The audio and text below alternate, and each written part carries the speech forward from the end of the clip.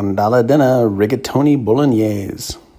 This is kind of a fancy bolognese. I mean, I always thought that you could just take some meat, put it in a pan with whatever tomato sauce you usually make, and it'll make for a decent bolognese. And that's true, but this is a slightly elevated bolognese. It uses a mirepoix. No. That is a combination of onion, celery, and carrot that's sauteed in a lot of French cooking. And it has wine. And somehow the two together just bring your regular, everyday bolognese up a notch without that much effort. Look, I made a mirepoix out of some pretty sad carrots, celery, and onions that were basically past their prime and just kind of taking up space in my refrigerator. But turns out they are ready and available for some serious flavor. Then just heat your mirepoix over low to medium heat in a heavy pot until the onions are translucent and the vegetables kind of soft, or as long as it takes you to open a packet of hamburger meat and puree a 14-ounce can of good tomatoes.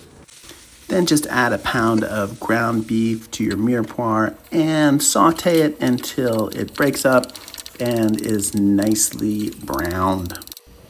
Then just add your crushed tomatoes to the pan. I added 2 cloves of crushed garlic, and the secret ingredient here is a half a cup of white wine. Of course, when I went to open the white wine that's stored in my fridge, we keep all the half-empty bottles piled together in a single bottle. It turned out I only had red wine, so I used that. Anyway, pour that in and then just heat this over low heat for about half an hour as it boils down. I have to say, the first couple bites I took of this, I wasn't wild about. But as it simmered and the flavors congealed, it became really delicious. I was very generous with the way I salted this. I added a little sugar as well. Then just add a pound of cooked al dente rigatoni to the pot. I added about a cup or so of that delicious pasta water that just helps thicken the sauce.